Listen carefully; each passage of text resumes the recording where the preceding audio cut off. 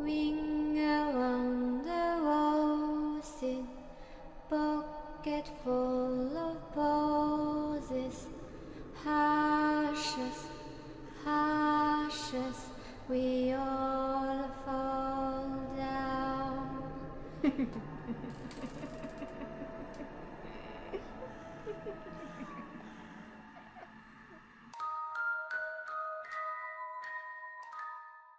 Bonsoir mes petits monstres, joyeux Halloween à tous, et voilà, le mois d'octobre s'achève, et une nouvelle aventure s'apprête bientôt à commencer, avec le traditionnel calendrier de l'Avent.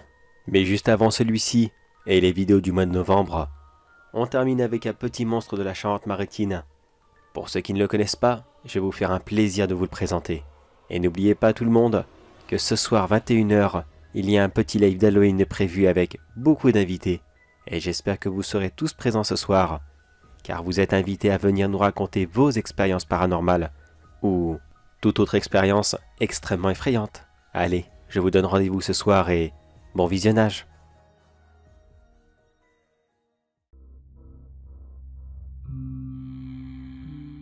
Bon, l'enregistrement marche, parfait. Alors voyons, nous sommes le 31 octobre, le jour d'Halloween, tiens dis donc.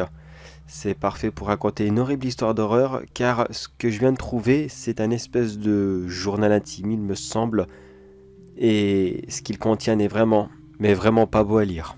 Je l'ai trouvé il y a à peine quelques jours, ici même, dans cette vieille ferme que j'ai achetée. Elle a été laissée à l'abandon pendant des années et des années, et j'avais vraiment l'intention de la retaper pour faire quelque chose d'à peu près correct ici. Mais maintenant, je ne sais même pas si je vais rester. De quand est-ce que ça date, ça, je ne sais pas. Il n'y a pas vraiment de date dessus. Disons que le seul indice que j'ai, c'est l'écriture, enfin le texte. C'est vraiment écrit dans un très vieux français. Bon, heureusement, j'ai des amis qui s'y connaissent beaucoup et j'ai réussi à le faire traduire. Enfin, traduire, moderniser plutôt. Mais bon, trêve de bavardage. Et je vais lire le contenu, puis à vous de me dire ce que vous en pensez. J'ai fait une énorme bêtise en venant vivre ici. À la base, je voulais juste offrir un petit coin de paradis, tranquille, à moi et à mon fils, rien de plus. Mon épouse est malheureusement partie beaucoup trop tôt. Me voilà donc tout seul avec lui. J'ai voulu le préserver de la ville et de tous ses dangers, de tout ce qu'il aurait pu rencontrer plus tard. Et j'ai décidé de l'installer à la campagne. Ne dit-on pas que celle-ci est la vie parfaite? Pas de bruit, pas de voisins, rien. La paix et le silence. Enfin, il nous fallait quand même travailler. J'ai donc laissé mon métier de tanneur, afin de devenir éleveur. Mon choix avait été vite fait pour les animaux. Les vaches? Non, beaucoup trop gros. Les chevaux? Encore pire. Les poules? Trop volatiles. Et puis la forêt juste à côté de chez nous. On aurait pu les perdre. Alors on s'est rabattu sur les porcs. J'avais donc comme cela, avec le reste de mes économies, acheté en tout une trentaine de porcs. Ça faisait beaucoup sur le coup, mais au pire, ces animaux mangent de tout. Alors, ce n'était pas si difficile. Enfin du moins c'est ce que je pensais au début. Car ce fut énormément de boulot, pour un résultat qui allait malheureusement venir beaucoup plus tard. Car un porc, on l'achète petit, ou alors on le fait naître, mais on ne le revend pas sur le marché dans quelques jours. Il faut bien avoir un peu de rentabilité, que l'animal soit beaucoup plus épais, beaucoup plus dodu. Alors devant cette quantité astronomique de travail, j'ai rapidement embauché mon fils pour qu'il vienne m'aider. Celui-ci se donnait à cœur joie de mettre la main à la pâte. Il adorait tellement les animaux. Ça, il le tenait de sa mère. C'était une véritable fermière dans l'âme. Et maintenant, quand j'y repense, je regrette tellement d'avoir attendu si longtemps pour changer de vie. Avoir ça. Est-ce que ça aurait changé quelque chose? Je ne pense pas, mais enfin. Je vais arrêter de penser à ça, c'est vraiment pas le moment de toute façon. J'ai déjà perdu assez cher aujourd'hui. Cela faisait un moment que je remarquais des choses un peu bizarres avec mes animaux. Enfin, ce que je veux dire par là, c'est que j'avais l'impression qu'il y en avait toujours un de trop, et à chaque fois au même moment, la nuit, quand je m'apprêtais à les rentrer. Le problème avec les animaux, c'est qu'ils bougent. Alors lorsque vous les rentrez dans leur enclos, eh bien, vous essayez plus ou moins de les compter. Si vous tombez sur un 30, 31, 32, là, vous vous dites « Ok, c'est bon, tout le monde est là. Il y en a peut-être que j'ai compté une ou deux fois en trop, mais tout le monde est là, pas de problème. » Ce qui était le premier indice, et que j'aurais dû me méfier, c'est que je ne me trompais pas sur 32, 33, ce que n'importe qui aurait pu faire, mais c'était systématiquement sur 31. il y en avait toujours un de trop. Mais à chaque fois, je mettais ça sur le dos de la fatigue en me disant « Oh, la journée a été dure, elle a été longue, donc un de plus, un de moins, qu'est-ce que ça change ?» Eh bien tout ça a changé. Déjà parce que j'en avais commandé 30, donc techniquement sur mes papiers, ce n'était pas bon. Mais pire encore, c'est que ce porc, ce n'en était pas un. C'était comme, dit l'expression, le loup dans la bergerie. Je l'ai laissé entrer, je ne me suis pas méfié. Et au final, mon fils en a payé très cher, extrêmement cher. Ça s'est fait petit à petit. Je me rappelle que pratiquement tous les soirs, il y avait un porc qui sortait de l'enclos, de je ne sais quelle façon, et qui partait en direction de la forêt. À chaque fois, je n'avais pas spécialement envie d'aller le chercher. La journée avait été longue. Alors quand je le voyais, je disais toujours à mon fils « Tu peux aller le chercher s'il te plaît, papa est crevé. Vous auriez dû le voir courir à travers notre champ. » Tellement plein de joie de vivre, il sautait sur le porc avec un énorme sourire aux lèvres. Bon, c'est vrai que celui-ci était beaucoup plus gros et beaucoup plus costaud que lui. Donc, je restais quand même à proximité, je regardais la scène. Mais il y avait tout de même quelque chose d'un peu malaisant avec ce porc. Je n'aurais pas pu dire à ce moment-là quoi, mais j'avais comme l'impression qu'il savait ce qu'il faisait. Il regardait mon fils se jeter sur lui, puis il jetait un rapide coup d'œil dans ma direction, pour savoir si oui ou non j'étais là, en train de le surveiller. Là aussi, c'est vrai, j'aurais dû avoir un doute. Mais ce n'était qu'un porc. Je me disais juste que j'avais fait un peu de bruit et il avait été curieux de me regarder, rien de plus. Et finalement, le troisième indice, celui que vraiment j'aurais dû avoir des doutes, c'était le fait que le porc partait toujours de plus en plus loin dans la forêt. Comme si il essayait de nous habituer au fait que si on ne le rattrapait pas, un jour, oui, il allait se cacher dans les bois et que plus jamais on allait le retrouver. Mais encore une fois, la raison a été beaucoup plus forte que la prudence. Et je ne cessais de me dire « Oh, tu te fais des idées, voyons, ce n'est qu'un porc. Qu'est-ce que tu veux qu'il fasse? Qu'il parte? Qu'il fasse un complot? Et qu'il monte une rébellion? Allons, arrête donc.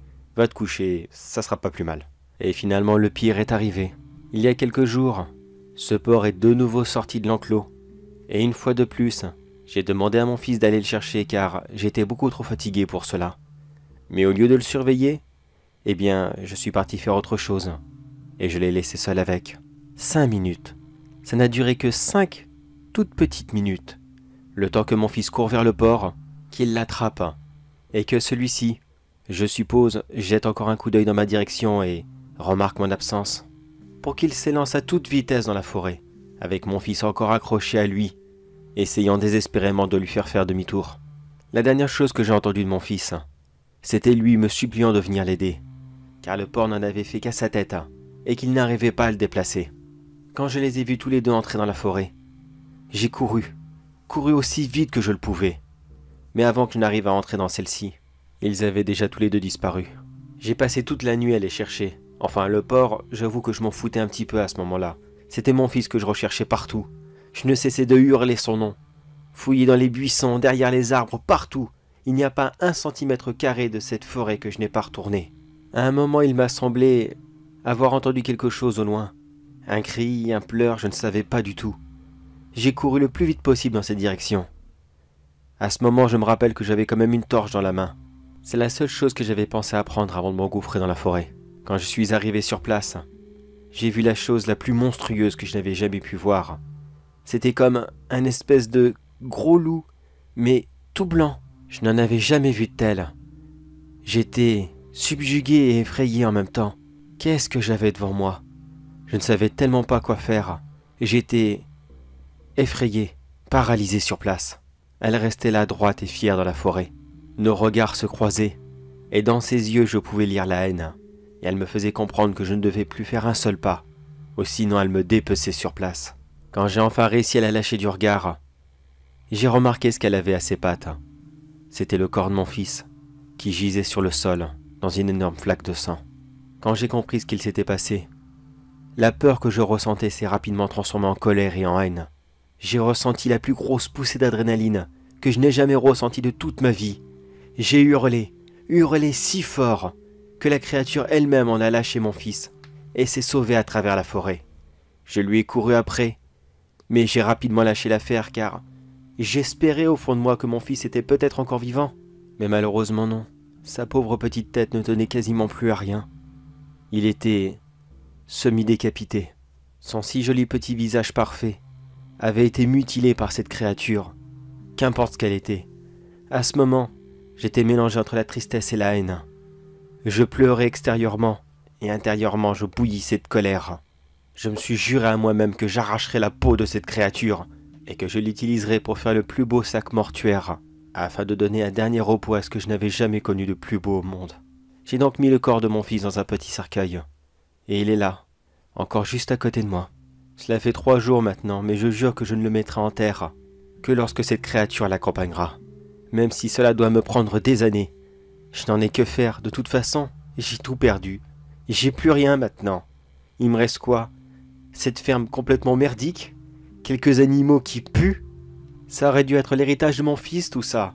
Tout ça, ça aurait dû lui revenir. Il aurait dû fonder sa famille et vivre très heureux avec tout ce qu'il avait toujours aimé. Sa future épouse, mes futurs petits-enfants que je n'aurai jamais, et les animaux, ce qu'il adorait le plus au monde. Et maintenant, je vais rester là bien tranquillement. Et chaque jour, chaque moment qui passera, ça sera un moment de plus à essayer de traquer cette bête. J'ai réussi à avoir des infos sur elle. Les habitants du village l'appellent la Ganipode. Et bien maintenant je sais quoi chasser. Il paraît que pour la faire fuir, il faut de la lumière. Beaucoup de lumière. C'était donc pour ça qu'elle était dans mon élevage de porcs. Uniquement la nuit. Car le jour, elle n'approchait pas. Elle avait trop peur pour sortir des bois. Chaque moment qu'il me restera à vivre sera des moments pour la chasser. Et le reste, quand je vais devoir manger et me reposer, eh bien j'allumerai d'immenses feux tout autour de chez moi, pour être sûr qu'elle ne m'attaque pas en traître. Même si je suis pratiquement sûr que cette créature n'a absolument aucun mérite, aucun courage, aucun honneur, pour essayer de faire quoi que ce soit de ne serait-ce qu'un petit peu loyal. Cette Ganipode n'est qu'une merde que je me réjouis de voir empaler sur une pique. Je construirai une grande barrière autour de chez moi afin de laisser mes porcs vivre tranquillement. Je vais les laisser manger tout ce qu'ils trouvent, se reproduire à foison. Et quand j'aurai faim, j'en tuerai un de temps en temps. Adieu la société, adieu le monde moderne. Et bonjour la vie d'ermite fou, qui n'a plus qu'une seule idée en tête, la vengeance. Dans cette histoire, ça sera soit elle ou soit moi. Et moi, j'ai vraiment, mais vraiment pas l'intention de me laisser avoir. Le journal s'arrête là. Après, il y a quelques dessins, enfin gribouillis plutôt, d'un genre de gros chien ou gros loup, je ne sais pas trop. On dirait un mélange entre un husky et un espèce de très gros loup, et en tout blanc. Mais maintenant que j'y pense, si cela est vrai, alors est-ce qu'il l'a eu? Est-ce qu'il a réussi à vaincre cette créature? Il y aura un moyen de le savoir, mais ça risque d'être un petit peu long et... Bon, c'est vrai que j'ai pas grand-chose d'autre à faire. Ok, je vais retourner dans la pièce où j'ai trouvé ce livre, et je vais creuser pour voir. On ne sait jamais, peut-être, je dis bien peut-être, que je vais trouver quelque chose.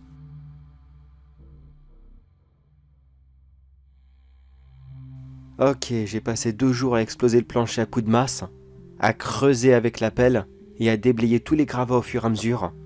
Et oui, j'ai enfin trouvé ce que je cherchais. Un petit cercueil. Probablement celui de son fils. Celui qui s'est fait attaquer par la créature. Bon, j'ose pas trop l'ouvrir, mais ça serait pourtant la preuve définitive s'il l'a tué. Car comme il l'a écrit, s'il a réussi à l'avoir, il devait mettre la peau de cette créature sur le corps de son fils. Est-ce que j'aurai le courage d'ouvrir un cercueil? Allez, je dois savoir. Allez, courage. 1, 2 et... Oh, c'est répugnant. Oh, l'odeur, c'est répugnant. Bon, voyons voir. Je vois un petit corps momifié. Excuse-moi, gamin. C'est vraiment pas contre toi, mais j'ai besoin de savoir. Oh, bon sang, c'est ignoble. Va falloir que j'appelle un musée pour faire expertiser tout ça. Ou alors la gendarmerie, je sais pas du tout ce que je dois faire. Mais voyons, il n'y a que des toiles fines. Non, il n'y a pas de peau. Non, il n'y a rien du tout de cela. Bah alors, est-ce que tout cela était faux? Est-ce que les récits de ce livre ne sont que des fictions? Ou alors, est-ce qu'il n'a pas réussi à l'avoir? Je sais pas du tout, mais soudainement, j'ai l'impression que vivre dans un coin perdu de la Charente-Maritime n'était peut-être pas une si bonne idée que ça.